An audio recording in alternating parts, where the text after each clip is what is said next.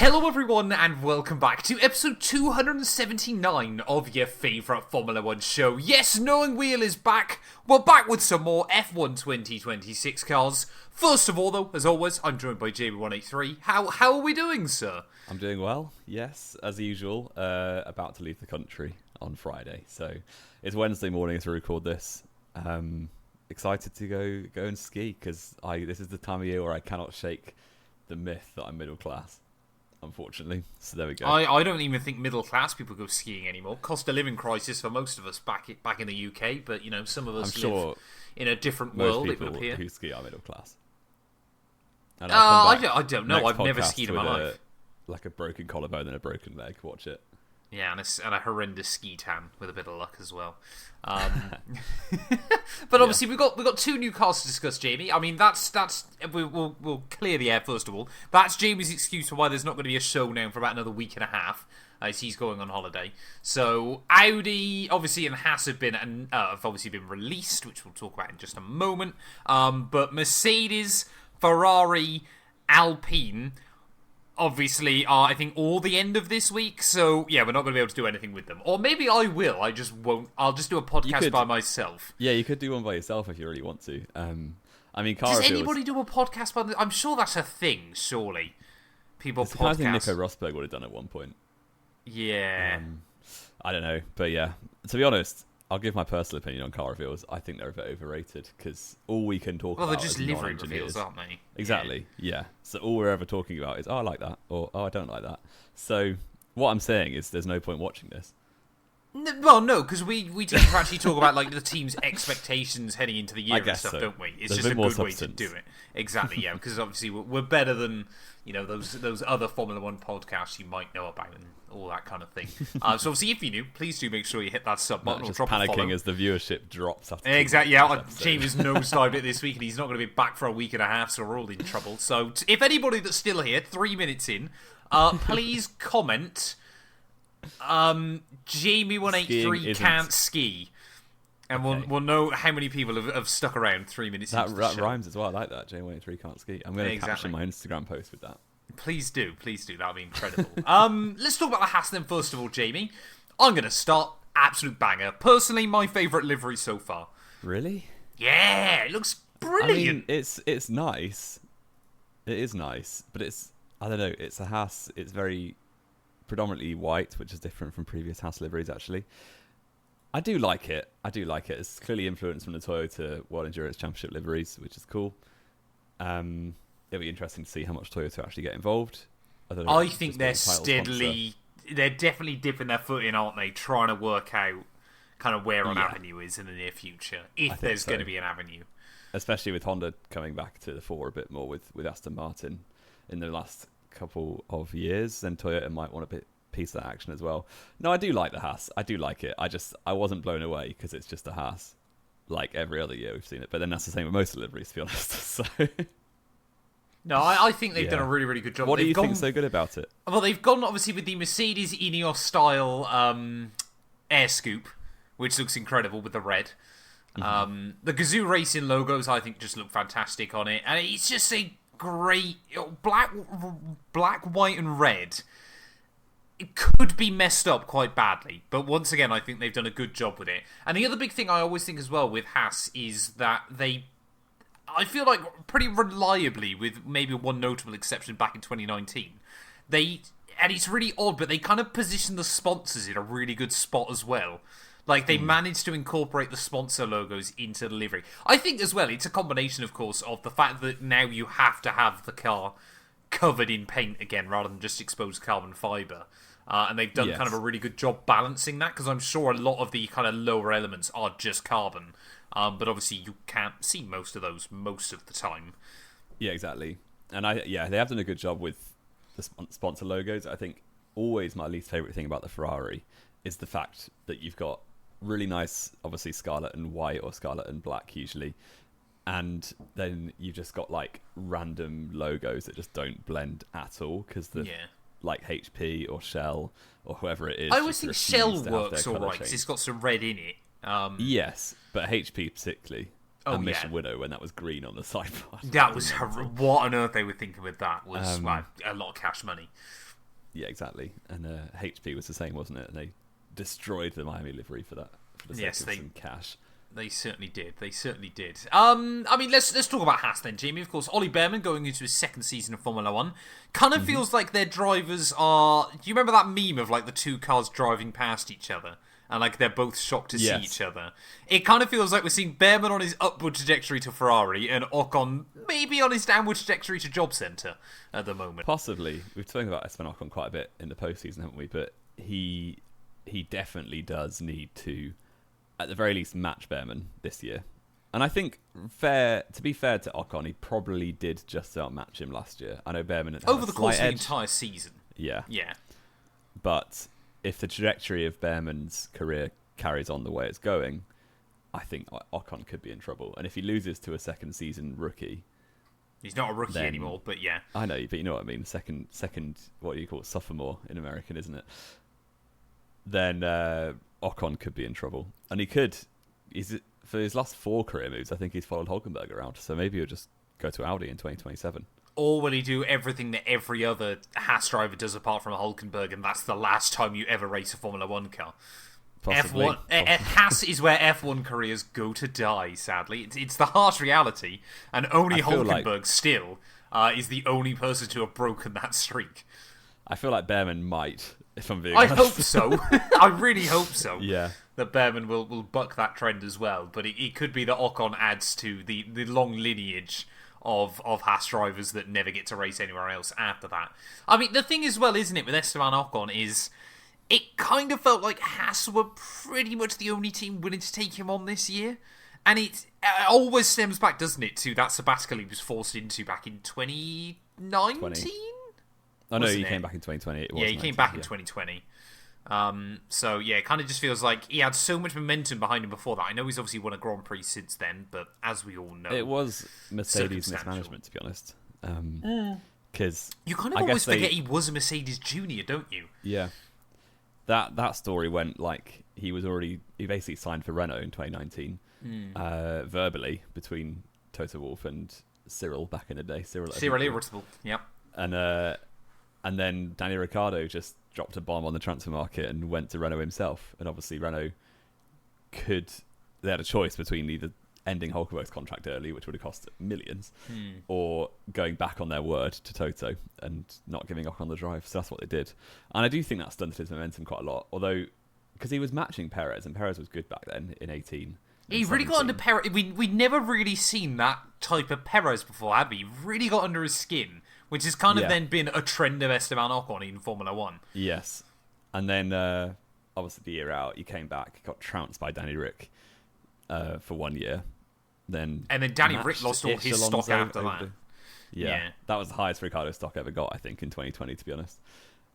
You could argue maybe 2014, 2015, 2016 as well. He was right there. I guess so, yeah. But, yeah, Ocon since then has arguably drawn with Alonso.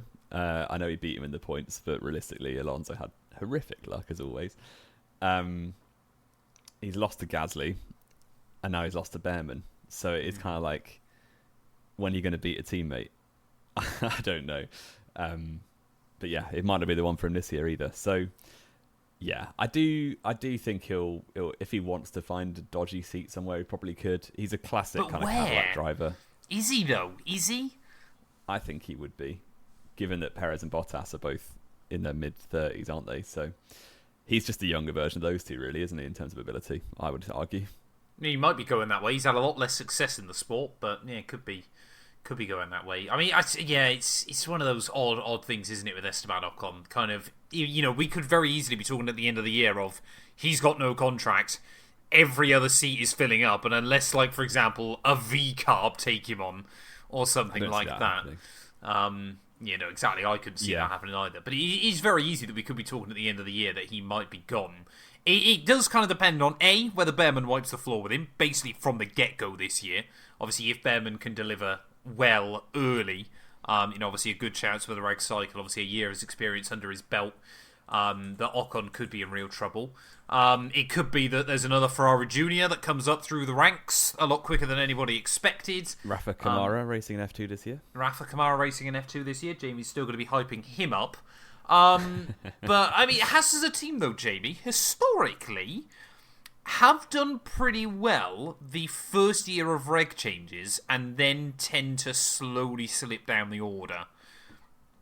Haas are a bit weird, aren't they? Because they're a pure independent team, and there's not many of them going anymore really. Apart you've got, I guess, technically VCAR, but even then they're kind of more factory. And their Haas are pretty actually, I think Haas now take more parts from Ferrari than VCAR do from Red Bull. I guess so. Cadillac also, you could argue, a customer team. Yeah, it's odd with customer teams because there's so many factory teams these days in F1 that we're going back to the early 2000s. Yeah, realistically, a customer team should not be beating a factory team if the factory team is operating at a good level. I know it does happen. Obviously, Red Bull beat Renault back in the day in 2010, but that was Renault. Renault also had a very different setup back then, didn't they? Yeah. Because the engine team was basically completely separate from the Formula One team. Yeah. So realistically, if you're thinking you should lose to every factory team, there's like 7 of them above Haas already. So what are your ambitions? Scrape some points, finish maybe 7th in the championship at a push if you beat Alpine. But Alpine they're customers now, aren't they, as well? Alpine are customers, Williams are customers, Haas are customers, Cadillac are customers, technically McLaren VCAR are customers, McLaren are customers. You're still looking at over half the grid are customers. I guess. I mean, yeah, it's Audi, Aston, Ferrari, Mercedes. Red Bull. Is that Red Bull? Yeah. Yeah. So 5 out of 11 are still our factory teams, effectively. But this year could be a good opportunity because I don't think Audi are that ready, and we'll get onto them in a minute. And obviously Ferrari could be dreadful. Although for Haas, that's a shame because they take Ferrari's engines and parts. Yeah, Ferrari are dreadful, Haas are in the bin a bit. I always think back to 2020, isn't it? When Sauber and Haas got absolutely shafted because obviously Ferrari... They never got any of the benefit of that OP Ferrari engine in 2019, but they're absolutely shafted by the terrible engine they got in 2020 through no fault of their own, which is always that was the year incredible. we did co-op, wasn't it? And you could almost guarantee that the back... 6 out the back 8 with 6 Ferrari powered cars. yeah, and the Williams pretty much, wasn't it? Yeah. Which was still pretty woeful back in 2020. And like we said though, obviously, could Haas end up potentially down the line as a factory team for Toyota? Could that be possible by the end of the decade? Could we see Toyota make huge moves?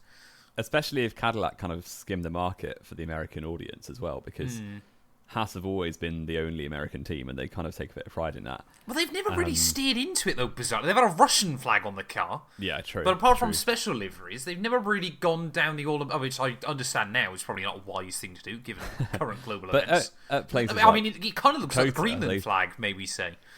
Nice colour scheme. Touchy subject, yeah. Yeah, I don't know. I feel like Cadillac may take a bit of that market away in terms of the fan base. So if Gene Haas, who is a complete businessman, it's a bit of a passion project, obviously, but he is there to make money at the end of the day. So if it stops making money, he can very easily sell up because his team I'm sure he's made a lot of money. Value. Yeah, as is every 2016, team. F1 was in the bin. 2015-16, F1 was at its lowest point in the modern era, probably since the Spygate and all the controversies in the late 2000s. But even then, there was still quite a lot of hype around the sport, and of course, the only reason the money kind of dried up then was the global financial crisis. Yeah. So his team will have skyrocketed in value since he set it up in 2015-16. So if he wants to sell to Toyota Gazoo, why not? Yeah, exactly. And Yuki Tsunoda can come back. Although he's Honda, isn't he, historically? Yeah, I'm sure we could end up seeing some interesting faces coming into the sport. Let's talk about our other new F1 team then, Jamie. In what might be now the most confusing naming convention in the world, Audi obviously launched their first Formula One car, the R26. Not to get mistaken with the Renault R26 of 20 years ago, or of course Honda's new engine, which I believe is the R626. As well for this year. I mean, I understand why 26 isn't all the numbers, but it's confusing. It is confusing. I mean, the R26, if anyone has been around the paddock for very long, the R26 rings bells of, that's Fernando Alonso's championship-winning Renault. So the audacity to name your first ever entry into F1 effectively naming it after a championship-winning car that ended a dominant era back in the day. Well, technically that's the R25, but you know what I mean. Yeah. Yeah, it's a bold naming convention, although Audi would claim they've had the R for a long time with the R8 and the R18 you said earlier. The R8, the R10, the R12, the R15, the R18. Yeah. I don't know what happened to the R20 or the R... Actually, I think they were concepts. I could be wrong on that one, but I feel like the R20 was a concept at one point. Yes. But obviously, yeah, this is why Audi have obviously gone with their R is, the R has been synonymous with the Audi brand. I thought, though, they might go with the R1 or the R01 or something like that instead, though. Which would, cool. First time in Formula 1, or go back to, the R8 or so. I guess that's quite confusing, though, when you still... do they even produce the road-going R8 anymore? I doubt it. That was a car on Forza 3. Yeah, no, but they still were until recently. Really? It's been turning heads for almost... Oh, no, but the final R8 did roll off the production line. I think that was last year, wasn't it? Oh, rest in peace. Yeah, I know. Mad. Absolutely mad. Yeah. Crazy. But yeah, I like the Audi, although it's a bit basic, I think. I'm just gutted. It's an F1 car with orange on it, which I absolutely love, but it's still not that good looking. I agree. Yeah, it's fine. I think it would look nicer on track, or is that bold to say about a chrome livery? I don't know. I think that's bold to say. I think honestly that the bizarre thing is it's not an awful livery, but it's still easily, in my opinion, the worst we've seen so far.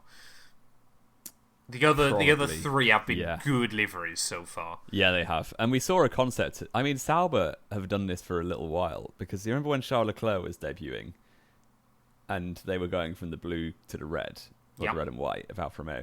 They did an event in October before the end of the season when they were still running a blue car, and they announced what the Alfa Romeo would look like, and everyone was like, "Oh, it's just a concept. It won't really do that." And then 5 months later, they unveil the actual Alfa Romeo, and it's the same livery. It's the same. So Audi did a similar. They did a concept, purely render concept, back, I think in November, November time last year, wasn't it? Yeah. And it was basically this livery. And I get why. They're a brand new startup, effectively F1 team, although massive company, so, take as much as you want from that. And they haven't really put much effort in, I don't think. It's very similar, obviously, to their Le Mans entries, their World Endurance entries. So is it? It is a brand thing, though, isn't it? Just it's silver and orange in it. Yeah, I suppose. But then the old Le Mans entries normally were red, not orange. The orange is the only surprising bit on it, I think. Yeah, I do like it. I like the... It's giving me Force India 2017 vibes. Ooh, you know what? I really like that unreleased Force India. So that's actually a good thing for me. Fair enough. Before they went pink, they announced that silver and orange livery, and it was great. Yeah. And then they went sell out pink, but the pink was great as well. So. I think the pink was pretty. BWT race cars always look incredible. To be fair to them, they've always found a way to make race cars look good.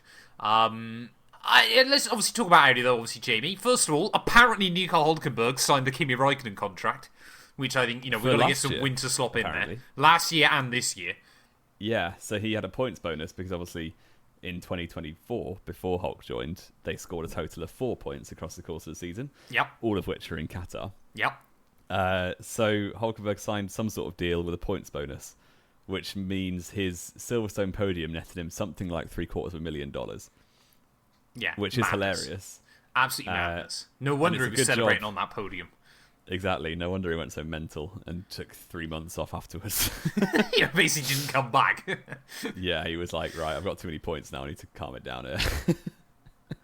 So, yeah, that's quite amusing. And it's a good job Audi were coming in because Sauber, as an independent, that genuinely could have had quite significant consequences.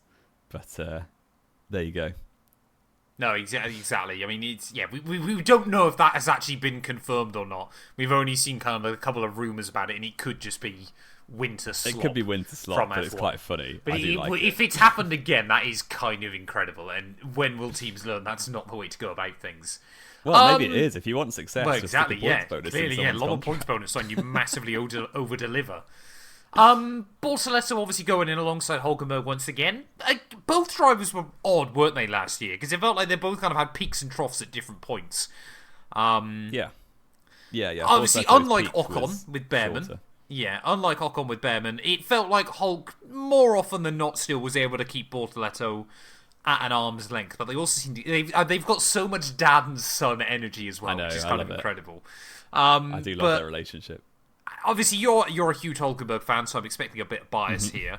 What are we expecting going into 2026? Will Bortoleto be a step closer? Will this now suddenly be a threat? What are Audi aiming for? What kind of the drivers aiming? Well, obviously to win, I'm sure, but what are we honestly thinking?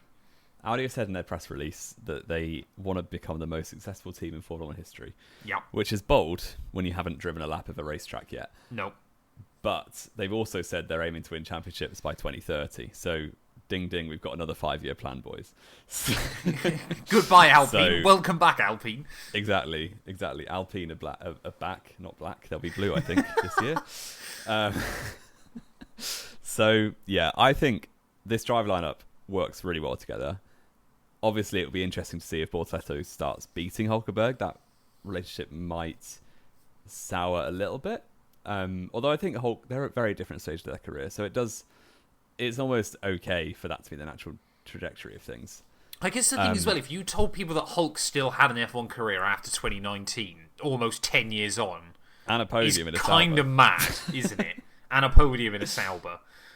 Yeah, it is a bit crazy. And I think the thing with Bortoleto and Hulkenberg, which was different from the Haas lineup we just talked about, is their strengths are a lot more definable. So Bortoleto arguably was better than we expected him to be in qualifying compared to Hulk. I think they ended up pretty much even on the head-to-head. I think Bortoleto got the better of him, didn't he, in the end? I think it was like 13-11, I think, by the end or something. But Hulkenberg was basically always better on race pace. And the only races where Bortoleto... it kind of seemed like, Bortoleto obviously could... It felt like when the car was good, you could almost guarantee Hulk would string a good weekend together, and Bortoleto, it was a bit more iffy, again, because he's a rookie. Exactly. So you can forgive that. But the races where Bortoleto did beat Hulkenberg in the race were the tracks that you can't really overtake at, such as your Hungary. And, Austria? Austria, yeah. Austria you can overtake at? I was going to say. You can. But Hungary was the main one. That was his best result of the season, wasn't it, in P6? So... yeah, I think Bortoleto will improve. I think he had a bit of a shaky end to the season. Obviously, that massive 2 crashes in Brazil didn't help his confidence at all. No, and by that point, the car had completely slipped away again, hadn't it? But it kind of hadn't, because Hulkenberg got points around though. He got points in Vegas and Abu Dhabi, so it wasn't too bad by the end of the season. Yeah. But yeah, I think Bortoleto will take a step up. I think Hulkenberg will continue to deliver as he has been. I would say, once again, we'll probably get Bortoleto winning in qualifying and Hulkenberg winning on the points. So, here's the other question then, Jamie. Audi this year are suddenly a decently competitive package. Sort of, regular points. Sometimes if they get it hooked up, a little bit of luck goes their way, perhaps, fighting for the podium. Are both of these drivers under pressure from potentially bigger names in the sport? I think you'd have to look at the development race as well, because there's no point doing like a Lotus Renault 2011 where their drivers had a podium each in the first 2 races. Yeah. And then they didn't get another one for the rest of the season. So no, but that's my point. If they're kind of there all year with a little bit of an upward trajectory. If Audi are there all year and also on an upward trajectory all year, I don't know. It depends who wants to come knocking, really. If you got the likes of, I don't know, let's say George Russell's getting kicked out of Mercedes because Max Verstappen's going there. If Russell came knocking to Audi, they would absolutely look to replace one of their drivers. And it would probably be Hulkenberg, if I'm honest, because obviously Bortoleto is the younger one with more of a long-term long-term future. They do like a German. Yeah. So it would be interesting to see. I think it completely depends on who comes knocking. If it's Esteban Ocon, they'll tell him to do one. Lock the doors in Germany. I think only if it's one of those kind of top 5-6 caliber drivers. Yeah. Because as soon as they're like a top 10 caliber driver, you can argue Hulkenberg is on the cusps of that. And he said it. He said it. Years. I would rank Hulkenberg easily in my top 12. Yeah, wow. With 6 rookies last year. Yeah, true. Right, come on then. I've got a quiz for you. Okay, I want one more question from you first. Simple yes or no. Hulkenberg, Audi, will he ever win a race? Oh, I would love it. I would That's not absolutely one love word it if he answer. won a race. What's his contract saying? He's got another year after this one, hasn't he? I don't know. I'm It gonna might be say- that he's on a 2-year deal with the option of a third. I'm going to say yes. Why not? He's going to win a race with Audi. Love it. Not this year. Not this year. No, I'm just saying in his time with Audi.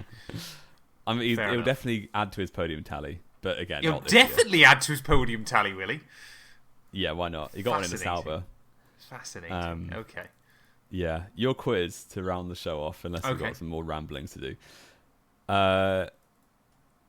Obviously the Audi lineup is a combination of a German and a Brazilian Yep. in the form of Hülkenberg and Bortoleto. Yep.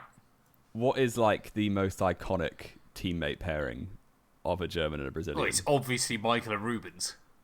There you go, it is. So when they were teammates at Ferrari, back between 2000 and 2005, between them, they got race wins at 19 Formula One circuits. Now there's going to be no time limit, and yeah, you got to name them. Go. Okay, so Australia, Yes. Sepang. Yes. I've Yeah. got like circuit names, which I'm going to be confusing. But there you Right, go. okay. Well, Sepang is the circuit name, not Malaysia. Mine says Kuala Lumpur. So Yeah, okay. I don't know about that. I don't believe they ever won in Shanghai, unless Rubens did. I'm not going to say Shanghai for the moment, though. Monaco. Yes. Yep. I probably should try and do these in a fairly What was your sensible first order. one? Sorry, I'm just- Australia. Australia. Okay, yeah. Yeah. Bahrain. Yes. I Yeah. thought you'd messed it up then. No, That they was only definitely assume he won that in 04. 1 year, wasn't it? Yeah. Trying to think. Barcelona. Yes. I'm trying to go through like the old calendar that would have been about back then. You do Championship Manager all the time, or whatever. Not Championship Manager. What's it called? The game. F1 like Championship 2006 Edition. F1. Yeah, exactly. Yeah, I've literally got it right here next to me. Has it got a calendar on the I back don't of think it? it's got a calendar on the back, annoyingly. That's a shame. So I've said Spain, Monaco, Montreal, Yes, correct. Silverstone, Correct. Hockenheim. Yes. Yeah. I feel like, did they win at the Nürburgring? I don't know when the Nürburgring came back as a European Grand Prix, but I feel like I don't remember Schumacher winning there. So I might... He won a lot of races. He did win a lot of races, but did he ever win at the Nürburgring? Is that an answer? I'm not at the moment, no. Hungary. Hungary is correct. Where is it? Belgium. I lost it. That's there. It is. Spa-Francorchamps, correct. Monza. You're actually doing very well. Monza, correct. Suzuka. Correct. Sao They Paulo. won a lot of races, didn't they? Yes. Yeah. How many have I You've got so one, far? 2, 3, 4, 5, 6 left. 6 left, okay. I'm trying to think of early races. Or like ones in the European leg that I would have forgotten about.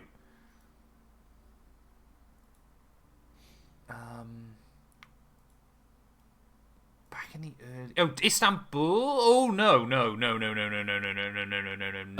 Okay, well retracted. Yeah, I was going to say, because Massa won there, and it wasn't on the calendar before 2006, so ignore me. There are 4 European circuits. Oh, now. Magny Core. Correct. Yep. I'm going to have to say the Nürburgring then, just because I'm Correct. struggling for other options. I'm trying to think, did Rubens win Shanghai 2004? Because I know Schumacher had an absolute stinker, but I don't know if Rubens won that race or it was someone else. I'm going to say Barrichello won Shanghai 2004. Shanghai is an answer. Well done. Oh, wonderful. How many have I got left then? 3. 3. 2 Okay. European. and 2 1 non. European? Where am I forgetting in Europe back in the early 2000s?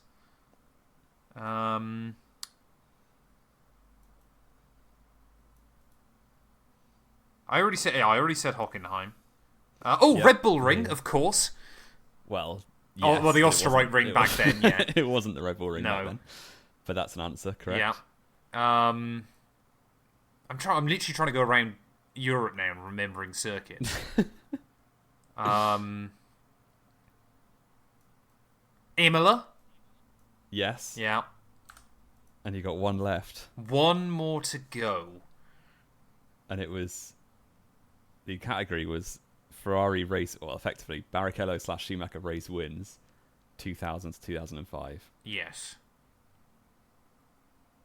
Can you give me the year or years? I feel like the year might give it away. Wait, no, you can't. You can't give me. Oh, Indianapolis. Yep. Of course, yeah. I completely forgot that Indy was obviously there, wasn't it? Yeah. That was the race that never was, as it was. But didn't they win it before that anyway? Oh no, because Hakkinen don't won it the think first so. couple of times, didn't he? Yeah, I think that was their only time winning it at Indianapolis. There you go. Look But at you that. got all of them with a little Look bit at of help. that. I'm happy with that. Oh no, they won Indy 04 as well. I was going to say, And I thought they 03. won it in 04 Yeah. and 03. I know Hakkinen won the first couple. And 02. What? Yeah, there Wow. you go. I'm pretty certain Hakkinen won the first two, and then Schumi won, or between them, they won, the next four, didn't they? Although the last one shouldn't have been given. So there we go. I'm happy with that. I'm really happy with that. Yeah, good job. So I assume that's all the countries that Hulkenberg and Bortoletto are going to win at this year. In their new Exactly. Audi. Any of those tracks that's still on the calendar, and Audi They're podium is winning. locked in. Wonderful, wonderful. I look forward to it. Have we got anything else to add, Jamie, before you escape to go skiing again, you upper-class snob? Wow, okay. We saw the Honda engine, but neither of us are engineers, so unfortunately we can't talk any more about It's that. got cylinders, it runs on petrol, and it has a battery attached to it. There you go. There's the Exactly. new That's Honda all we engine know. for this year. there It'll break you go. down a lot because Alonso's back with Honda, and that'll be funny. It would be quite amusing if that does happen a lot. Wonderful. Yeah, apologies again that I can't record for 10 days. By the time we next record, basically all the cars will be out. So, Williams, Aston, and McLaren still won't be, but we will have gone Okay, through well, the that actually works quite pre-season well. test. there you go. The V-carb looks nice. If there's a picture of that on track, Yeah, and I think it looks pretty good. and they look a lot airbox is bit smaller, which is massive, good. though. Yeah. Wonderful, wonderful. Thank you all, though, as always, so much for listening. If you have enjoyed, please do, like we said at the start, drop us a follow, drop us a sub, all that good stuff. Jamie, I wish you safe travels on your holiday. Thank you. Please come back in one piece. That'll be greatly appreciated.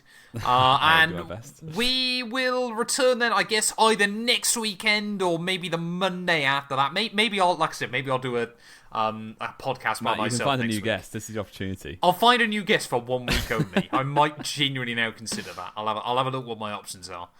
But yeah, we'll be back very soon with more Knowing Wheel.